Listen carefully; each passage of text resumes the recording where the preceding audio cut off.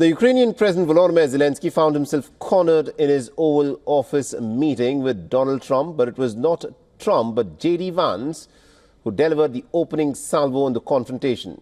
The vice president repeatedly accused Volodymyr Zelensky and then berated him with the cameras rolling, triggering an overheated argument that's rarely been witnessed in the Oval Office.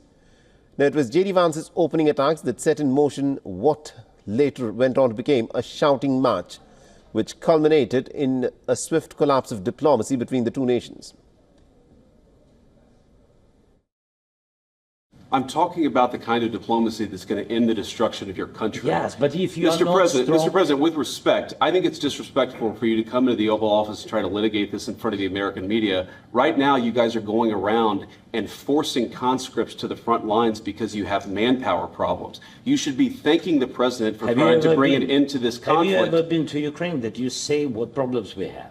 I have been to. Count once. I've actually watched and seen the stories, and I know what happens is you bring them on a propaganda tour, Mr. President. Do you disagree that you've had problems bringing people into your military? And do you think that it's respectful to come to the Oval Office of the United States of America and attack the administration that is trying to prevent the destruction of your country?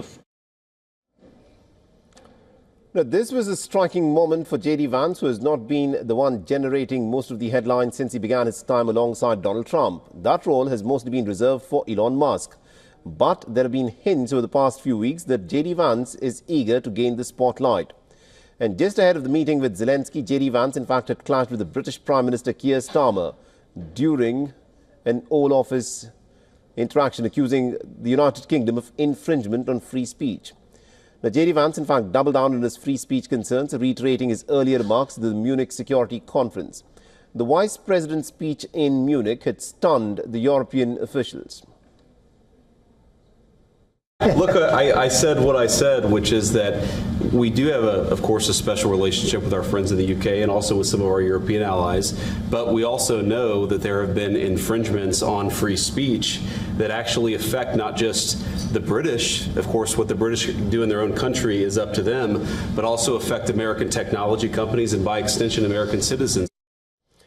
And after Vance's spat with Starmer, Elon Musk had claimed that Vance will one day succeed Donald Trump as the president on his social media platform X. Elon Musk, in fact, called J.D. Vance the best vice president ever and possibly the future president of the United States. Elon Musk himself is one of Donald Trump's most powerful allies and the one who's sharing the headline space with Trump.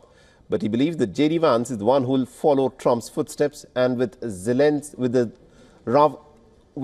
it appears that the vice president has begun to take those steps.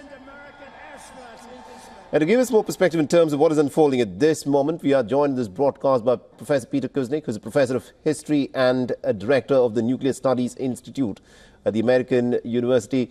Professor Kuznick, what happened at the Oval Office is being described as unprecedented, and some are in fact probably even saying that this is not something that was unplanned, but rather something that was planned to project Volodymyr Zelensky in the light that he was being ungrateful for the American support in this war. What's your understanding of what unfolded at the Oval Office? It is certainly unprecedented. Whether it was planned, whether it was really an ambush, is hard to know. But the tensions were palpable on all sides before this meeting took place.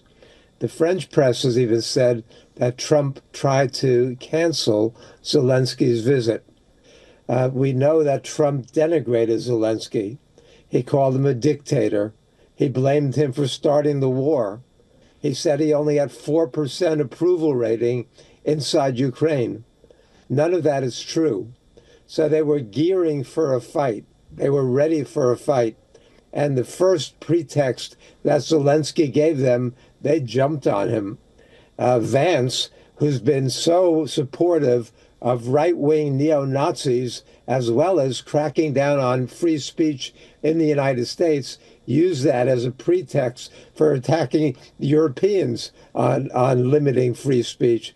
So we've had a bizarre week. We've had 10 days, 2 weeks of the United States reversing its position in the world on so many issues, reversing its alliances, breaking with its old and more traditional allies, embracing Russia to a large extent. But at the same time, Trump did a few things that made sense. He pushed for peace in Ukraine, which is necessary, which most of us support. He called for cutting U.S. military spending, cutting U.S. nuclear arms, which would be a good thing, and Russian and Chinese nuclear arms. That would be a good thing for the world. However, Trump, as I was predicting, was certain to blow this. He was not going to have the skill to pull off the diplomacy needed to actually bring an end to the Ukraine war. And that's very sad. It's tragic for the world. And also, looking at the reactions that have come in from the European leaders, because what's at stake is not just the Ukrainian war, but also America's relationship with Europe. A lot of the leaders, including the likes of, Emmanuel Macron, Olaf Scholz, they've all come out very strongly in support of Ukraine, saying that they've got the Ukrainian back. But the American leader does not seem to agree. Is this, the parting of ways, as one would put it, in the security objectives of the United States and Europe? It's at least a temporary parting of ways in security objectives. I mean, there were two fundamental issues or misconceptions at the heart of this war. One is that Ukraine could win militarily. It's been obvious for quite some time now that Ukraine is not going to win militarily, that Putin now controls 20% of Ukraine, and that the Russian forces are slowly but inexorably on the march.